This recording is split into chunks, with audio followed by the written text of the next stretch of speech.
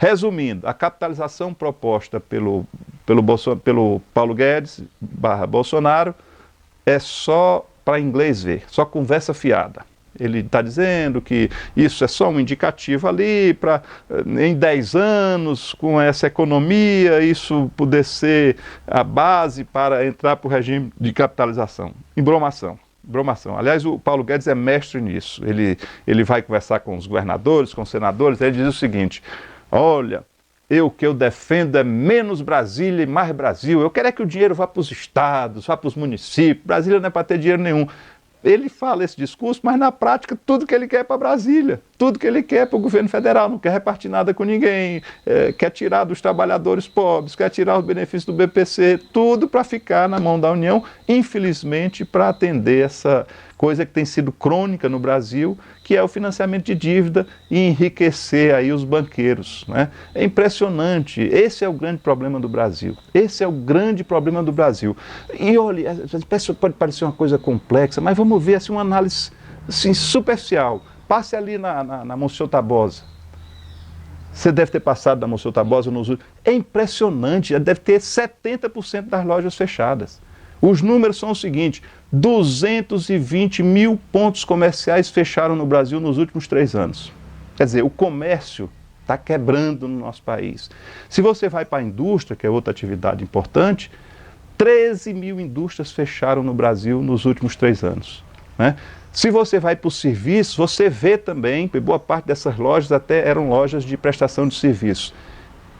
E os bancos todo ano praticam um recorde de lucro. Não é possível, se o Brasil vive uma crise, por que essa crise só atinge a indústria, só atinge o serviço, só atinge o comércio, por que não atinge os bancos também? Né? É porque, a rigor, o governo é o grande padrinho dessa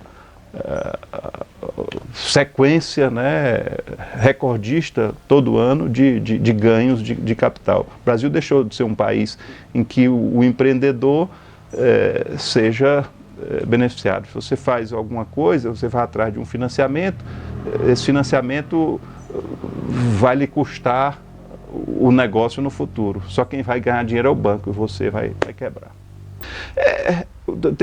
Atribui-se aí a um político americano a história de siga o dinheiro, né? Você quer fazer uma investigação bem feita, quer fazer um trabalho bem feito, siga o dinheiro. Então siga o dinheiro do orçamento da União. Para onde é que vai o dinheiro do orçamento da União?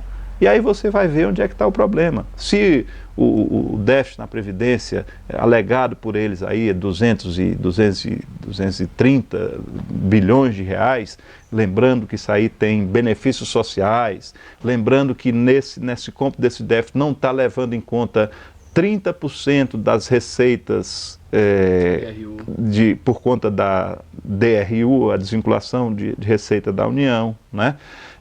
Lembrando sonegação, lembrando dívida e tal, lembrando tempo que não teve de contribuição, o que certamente vem gerando um déficit a futuro, né? Mas se fala, com toda essa casca e tudo, 230 bilhões de reais no orçamento da União, é o estimado. Porque o governo ele junta tudo, né? Tanto a Previdência Social, a Previdência dos servidores e a Previdência dos militares, que a Previdência Social não tem nada a ver com a Previdência dos servidores. Não, esse rombo é um rombo nas contas da União, em função de uma conta maior até do que a Previdência. Previdência e, de alguma forma, benefícios sociais. Alguns benefícios sociais, acho que a gente já falou aqui, aposentadoria rural, que é feito muito mais como benefício, porque não teve contribuição. BPC, não teve contribuição, mas tudo isso está incluído nesse bojo aí, desse número estimado 230. Se a gente fizer uma contazinha simples, né, a gente vai ver o seguinte: a dívida do Brasil é de 4 trilhões e 500 bilhões de reais. Vou repetir, 4 trilhões e 500 bilhões de reais. Quanto é que é 1% disso? Você falou 45? 45. Você está certo. 45 bilhões é 1%. Quer dizer, se você baixa 2% da taxa de juro, são 90 bilhões de reais a menos de uma despesa que a União tem que pagar. Como a taxa média está em torno de 9, há quem diga que seja 10, a União tem que pagar 450 bilhões de reais, 2 vezes o rombo da Previdência, só com juro da dívida, sem amortecer em nada a dívida. Então, aí é que está o nosso grande problema. Enquanto não resolverem, não equacionarem, não reescalonarem, não pensarem em uma coisa negociada, não estou falando aqui, não estou propondo calote, em relação à dívida pública brasileira, nós vamos ficar sempre procurando enxugar gelo e sempre alegando ou criando uma panaceia. A panaceia é uma falsa solução para um problema brasileiro. Vai dizer que agora, vamos fazer a Previdência. Sabe quando vai ser a economia da Previdência? Se tudo for aprovado esse ano, se tudo, com nó e casca, a possibilidade disso é 0. Mas se tudo fosse aprovado, sabe qual seria a economia? Estou falando em 10 bilhões. 10 bilhões de reais seria a economia do ano que vem. É claro que ao longo dos anos esse número vai montando, por isso que ele chega a essa cifra aí de 1 trilhão e 230 bilhões em 10 anos. Mas é sempre mais na frente o valor que vai ser economizado. Então, panaceia, né, eles dizem, vamos aprovar a reforma da Previdência que vai chover aqui de investimentos, isso dá segurança. Bom, a gente já foi pego em várias dessas pegadinhas aí. A razão não é só a Previdência como querem apresentar, tá certo? E isso mostra o egoísmo, o modelo é que tem falido o Brasil, esse modelo que privilegia a especulação financeira em detrimento da produção. No dia que colocar em prática aqui no Brasil uma política de assistência técnica, de desenvolvimento de tecnologia, de incentivo à nossa indústria, a agricultura tem aos trancos e barrancos, em função, obviamente, de acertos históricos, a Embrapa, por exemplo, nós temos muita competitividade no setor primário, mas fora dele, o Brasil está se acabando, e em função de uma política estúpida, egoísta, de privilegiar o dinheiro em detrimento de quem produz e de quem trabalha. O que vai mudar o Brasil é inverter essa lógica.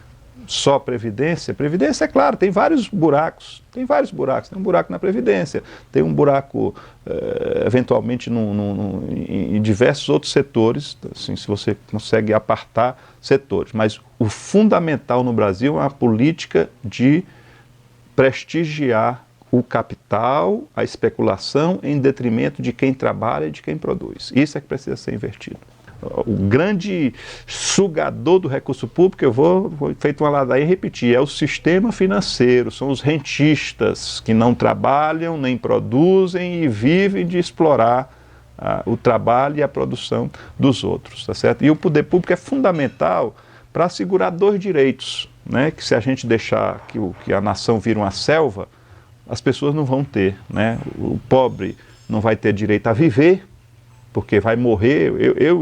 Eu tenho uns 56 anos e lembro, fui para Fortaleza fazer o 3º ano científico, na época chamava científico, hoje o 3º do ensino médio, e a quantidade de crianças que morriam antes de completar 1 ano de vida era de 120 a cada 1000. Isso quer dizer, de 11 a cada 100 crianças que nasciam, 11 morriam, um pouco mais de 11 morriam. Você imagine isso, de 10 crianças que nascia, 1 ou um pouco mais de 1 morria. Isso era os anjinhos, que as pessoas mais idosas ainda lembram disso. Foram ações públicas que permitiram, com todos os defeitos, com todos os problemas, com todos os desafios que tem para frente, que a gente conseguisse reduzir a mortalidade infantil. E direito a oportunidades iguais, né? Porque não é justo que uma pessoa que nasça pobre e que não tem a oportunidade de pagar uma escola particular esteja condenado a ser eternamente um analfabeto, um pobre, um miserável, uma pessoa que não tem nem consciência do que está sofrendo. E é a escola pública quem tem permitido a milhares, e hoje eu vejo satisfeito notícia de que jovens aqui que estudaram a vida inteira na escola do município, em escola do estado, estão passando, aliás, esse ano agora, passou em primeiro lugar de medicina, foi uma menina de uma escola pública, né? Então, direitos a oportunidades iguais. Eu sei que as pessoas são diferentes, cada um tem seu talento. Tem gente que não quer ovo com nada mesmo, seja pobre, quer seja rico. Não quer mesmo. Eu digo mais pela constatação do rico, né? O rico tem todas as oportunidades e o cara não faz nada. não faz nada da vida, não serve para nada, muitas vezes vira até marginal, né? Então as pessoas são diferentes, eu não acho que todo mundo seja igual, nem prego uma sociedade comunista, né? Mas oportunidades iguais eu acho que deve ser assegurada a todos, e só quem fará isso é o poder público.